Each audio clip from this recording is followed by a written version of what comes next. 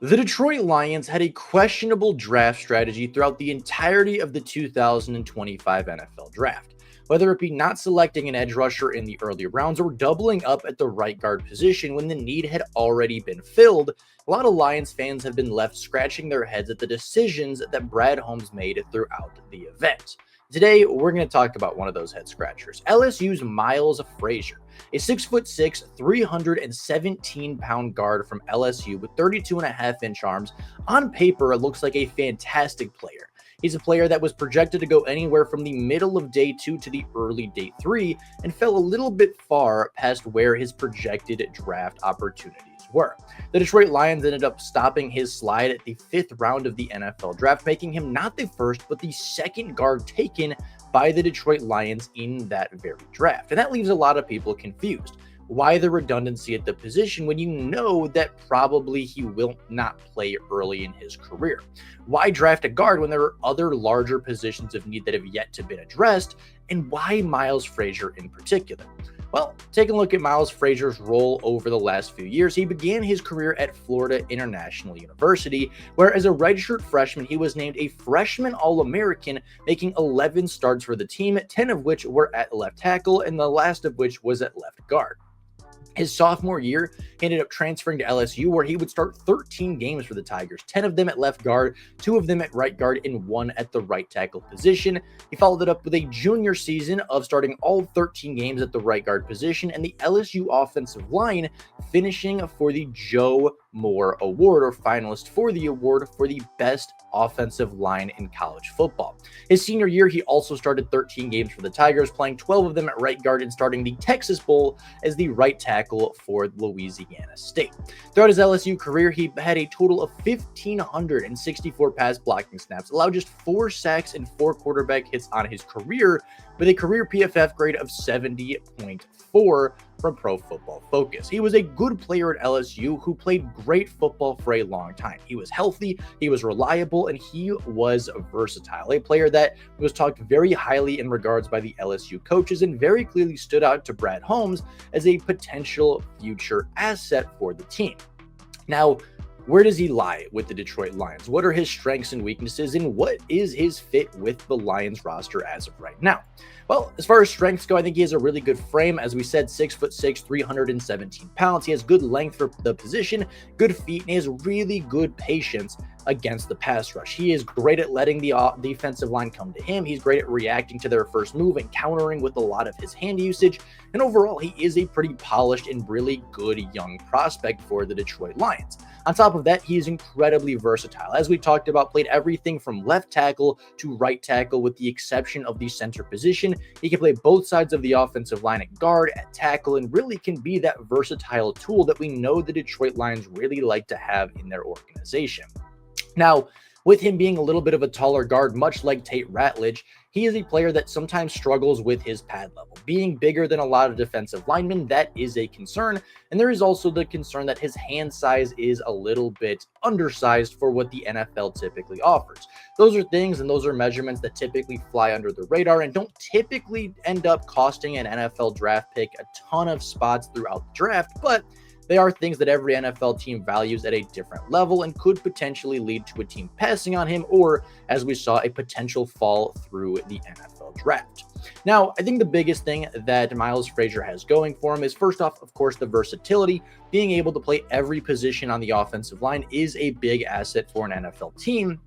But more so than that, he is healthy. He's been consistently healthy throughout his college football career, very rarely misses time, and if ever misses a collegiate game. He is a monster in the middle. He will make your offensive line solidified for many, many years to come.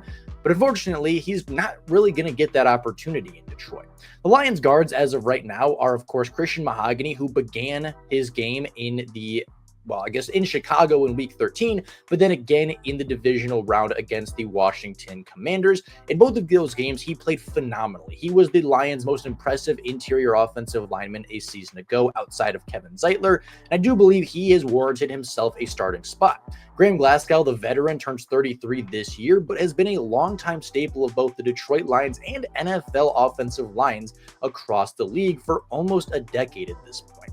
He's a player that did struggle a year ago, but is still considered to be a starting caliber guard and is a player that the Lions very much like to lean on and rely on when it comes to their offensive line depth. He is also the backup center, so it does have value there as well. So you have to consider that he has probably earned a starting spot. Then you take a look at the Lions' second-round pick in Tate Ratledge, right? A player that is just as good, if not better, than Miles Frazier, just as big, just as powerful, with a little bit more polish and a little bit more readiness to go at his floor. He's probably going to start over Miles Frazier. And then you go to Coyote Awashia, a player that started in the NFC Championship game for the Lions 2 seasons ago in San Francisco. And then even look at Netane Moody, a player that was put on injury reserves after the preseason a year ago, but is still looked at as the Detroit Lions as a potential developmental guard and a player that they felt really confident in both bringing back this season and giving a chance throughout the preseason and training camp. So the Lions have not one, not two, not three, but now 4 potential starting players that could play over Miles Frazier, whether it be due to draft stock, playing experience, or just trust built within the Lions organization. His starting path is a really murky one in Detroit, and I'm not even sure if they'll value him over Netane Moody, who did play very well in the preseason a year ago. So what is the point of this draft pick? Why would the Detroit Lions select a player like Miles Frazier in the 5th round if he doesn't have a path to starting and really isn't going to have the opportunity to do so? Well, I think there's something to be said again about the versatility, but more so, there is a lot of question marks with the Lions guard position. On paper, it looks really good. On paper, Christian Mahogany looks like a star. Graham Glasgow is a veteran. Tate Ratledge is really good, and even Coyote Awashia and Netane Moody are players that the Lions have a bit of trust in. But you have to consider the fact that the sample size for a guy like Christian Mahogany is incredibly small. He's only played 2 games, and while he was incredible in those 2 games, that is a really small sample size to bet your future offensive line on.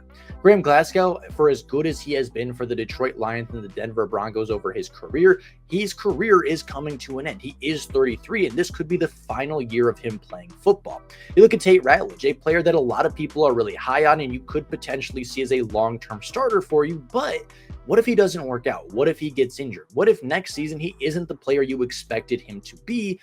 Well, then you are right there with Miles Frazier. With a good offseason, good training camp, and a good practice repetition through the season, Miles Frazier could see himself as a starting guard as early as next season, as early as 2026, because Graham Glasgow won't be on the roster. Christian Mahogany could potentially have a falling off, and Tate Ratledge may not work out.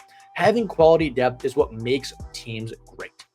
It is what made the Detroit Lions a 15-2 team a season ago, and even though it's the reason that they fell in the playoffs, they would not have made it to the playoffs without significant depth at a number of positions. Having depth at the offensive line is one of the most important things a team can do in the NFL, and if the Lions lose a player, if they lose even 2 players this year on the offensive line, they're still going to have starting quality players to put up there at each and every positional group.